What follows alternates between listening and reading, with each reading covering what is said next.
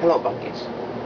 I've been sick for a few weeks, a month and a half or so, and hey, I'm surprised I'm still here. And I have to catch up on my little videos, and I've got so much to say. I want to bitch about our president as usual, Eric Holder, every one of them. They're all crooks. And I'll get to them tomorrow or the next day, because I'm going to make up for missing all this time. But anyways, I've been wanting to say this for a long time. I'm 69 years old, and I was born in 1941. When I was married at the age of 19 in 1960. In 1966, I had 4 children at that time.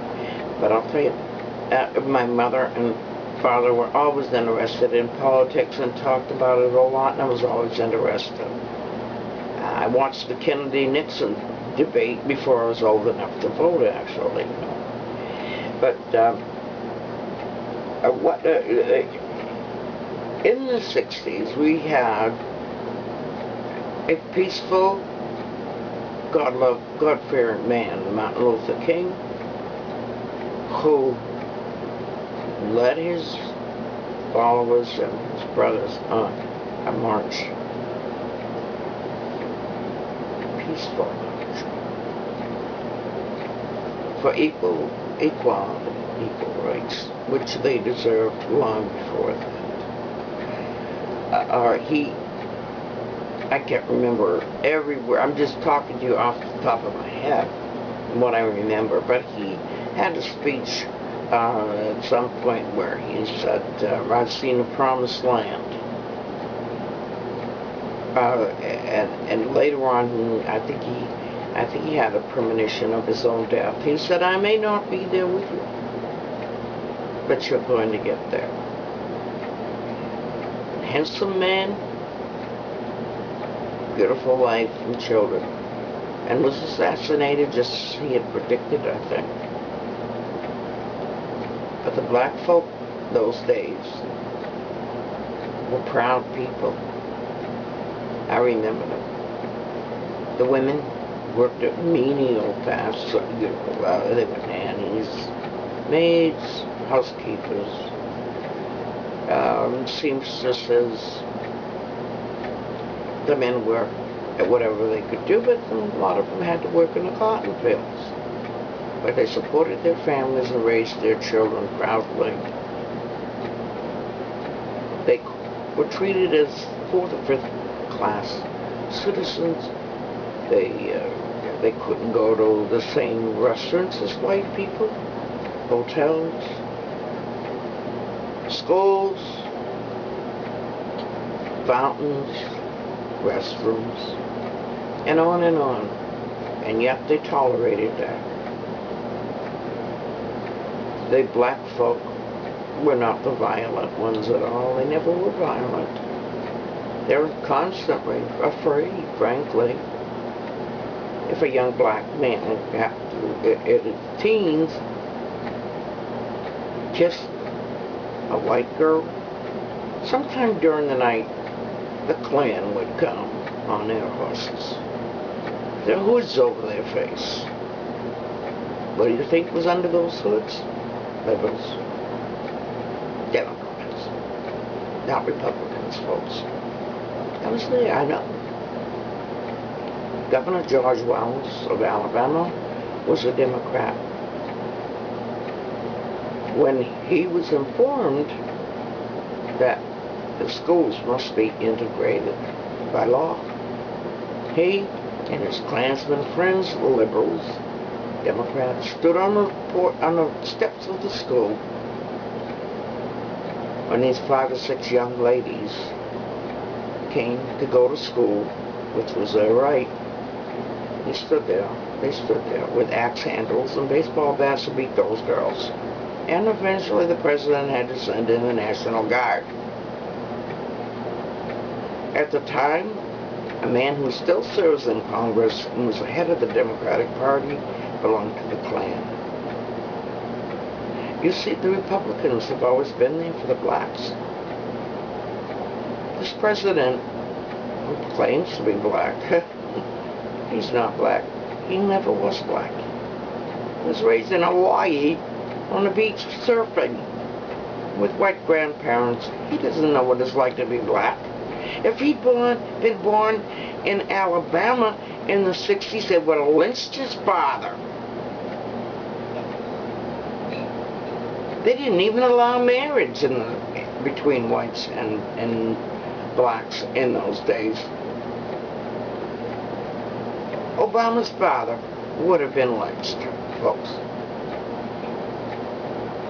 Anyway, now the liberals have them where they want them. They're living in the inner city right now, still segregated with black schools. No whites live there. They give them a welfare check, food stamps, Section 8, free daycare, free clothes, and on and on.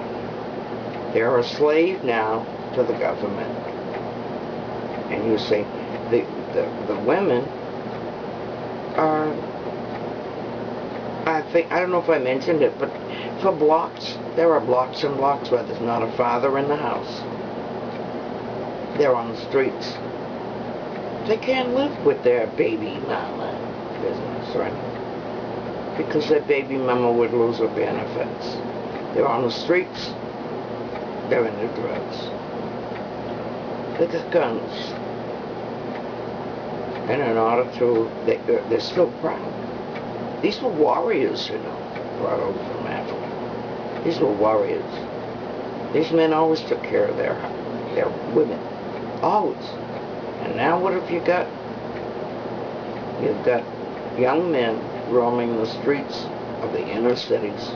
And the only way that anybody will notice them, and the only way they can be proud, is to join gangs and work their way up through it. There's no other way for them to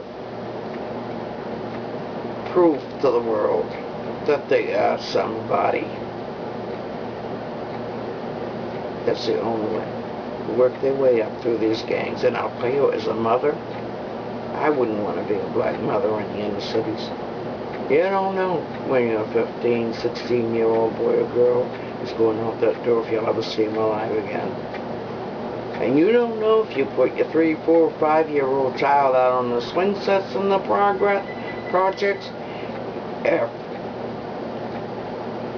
they'll get caught in the crossfire from these gangs. But these young men need to feel proud of themselves and like they've accomplished something. Just as it's in their genes. They need to. But what do the liberals let them do? Join gangs, kill each other. And that's how they can get some pride. It's wrong. I think the government should put, instead of putting all the money into these so-called entitlements, nobody's entitled to anything. Cut back on that and educate these boys and girls. They're not stupid. They're just as bright as any others. But you're keeping them down. And when they started with this Planned Parenthood and these abortion clinics, this woman, who had her name Sanger business, look it up. She asked for a overabundance of abortion clinics to be placed in the inner cities to keep the black population down. And so therefore right now, at least 50% of every pregnancy amongst the black women in the inner cities ends in abortion. They don't want the population to grow anymore. They want to keep the Negro population or black population down and totally dependent on the government so they'll have their vote. If you don't believe it, folks, look it up. It's the saddest thing you can imagine. I love you all. Bye-bye.